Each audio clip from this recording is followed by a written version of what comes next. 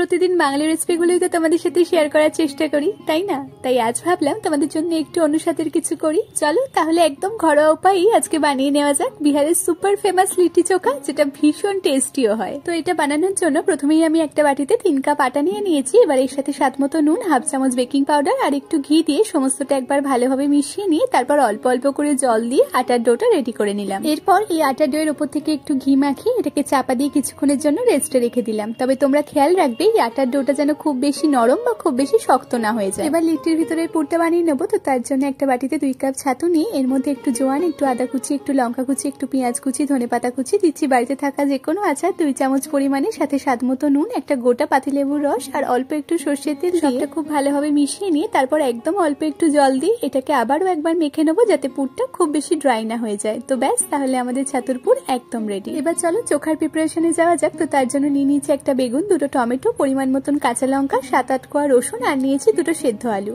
এখন বেগুনের গায়ে চারিদিক থেকে অল্প অল্প করে চিড়ে দিয়ে এর মধ্যে রসুন আর লঙ্কাগুলো ঢুকিয়ে দিলাম আর তারপর এই বেগুন, টমেটো আর আলুতে একটু করে সর্ষের তেল ব্রাশ করে নিলাম। তো সবগুলোর গায়ে খুব ভালো করে সর্ষের তেল ব্রাশ করে নেওয়া হয়ে গেলে তারপর এগুলোকে গ্যাস ওভেনেই পুড়িয়ে নেবো। তো দেখো তার জন্য প্রথমে বেগুনটাকে গ্যাস ওভেনে দিয়ে প্রথমে উল্টে পাল্টে চারিদিকটা খুব ভালোভাবে পুড়িয়ে নিলাম। ওই প্রায় মিনিট 10 মতন সময় নিয়ে বেগুনটাকে খুব ভালোভাবে পুড়িয়ে নিয়ে তারপর ওই একইভাবে টমেটোটাকেও পুড়িয়ে নিলাম আর তারপর সেদ্ধ আলুটাকে একদম হালকা করে একটু পুড়িয়ে নিলাম যাতে এর মধ্যে খুব সুন্দর একটা পোড়া পোড়া গন্ধ আসে। তো ব্যাস, সবগুলো পোড়ানো হয়ে গেলে তারপর বেগুন টমেটোর খোসাগুলো ছাড়িয়ে নিয়ে এবার আলু, টমেটো, বেগুন, লঙ্কা, রসুন সবটা খুব ভালোভাবে হাত দিয়ে চটকে মেখে নিলাম। সমস্তটা একবার খুব ভালোভাবে হাত দিয়ে চটকে মেখে নেওয়ার পর এবার এর মধ্যে একটু ধনেপাতা কুচি, একটু পেঁয়াজ কুচি, স্বাদ মতো নুন, একটু লেবু রস আর একটু সর্ষের তেল দিয়ে সবটা আবারও খুব ভালোভাবে মেখে নিলাম। আর এইভাবে চোখাটা মাখলে কিন্তু এটা ভীষণ টেস্টি খেতে হয়। তো ব্যাস, তাহলে দেখো আমাদের চোখা কিন্তু একদম রেডি হয়ে গেল। এবার লিট্টিটা বানিয়ে নেবো। তো তার জন্য মেখে রাখা আটা থেকে রুটির মতো করে লেচি কেটে নিয়ে এক একটা লেচিকে হাতের সাহায্যে বাটির মতন শেপে গড়ে নিয়ে তারপর এর মধ্যে মেখে রাখা ছাতুর পুরটা ভরে দিয়ে এবার আটার মুখটা খুব ভালোভাবে বন্ধ করে দিলাম। আর এইভাবে সবগুলো গড়ে নেওয়া হয়ে গেলে এখন একটা পাত্রে একটু ঘি ব্রাশ করে নিয়ে এর মধ্যে লিট্টিগুলোকে পরপর রেখে তারপর একটা প্রিহিটেড কড়াইয়ের মধ্যে এই পাত্রটা রেখে তারপর কড়াই ঢাকা দিয়ে এটাকে প্রথমে 15 মিনিটের জন্য লো ফ্লেমে রেখে দেবো। তো 15 মিনিট পর দেখো কড়াই ঢাকা খুলে লিট্টিগুলোকে একটু উল্টে পাল্টে দিয়ে এর উপর থেকে একটু ঘি ব্রাশ করে নিয়ে এগুলোকে আরো 10 মিনিটের জন্য কড়াই ঢাকা দিয়ে বেক করে নেবো। তো দেখো আরো 10 মিনিট পর লিট্টিগুলোতে বেশ ভালোই কালার চলে এসেছে, তবে একদম মাটির চুলায় বানানো লিট্টির মতন কালার কিন্তু আসেনি। তো তার জন্য এক একটা লিট্টিকে গ্যাস ওভেনে দিয়ে উল্টে পাল্টে একদম হালকা করে একটু পুড়িয়ে নিলাম। এতে লিট্টিগুলো দেখতেও যেমন পারফেক্ট হয় তেমনি খুব সুন্দর একটা পোড়া পোড়া ফ্লেভারও অ্যাড। তো ব্যাস, এবার একটা প্লেটে লিট্টিগুলো চোখার সাথে সার্ভ করে দিয়ে এই লিট্টির উপর থেকে একটু ঘি ছড়িয়ে দিলাম। তাহলে আমার এই লিট্টি চোখার রেসিপিটা তোমাদের কেমন লাগলো অবশ্যই কমেন্টে জানিও। আর এটার ফুল রেসিপি একদম ডিটেলসে দরকার হলে অবশ্যই কমেন্টে জানিও, দিয়ে দেবো।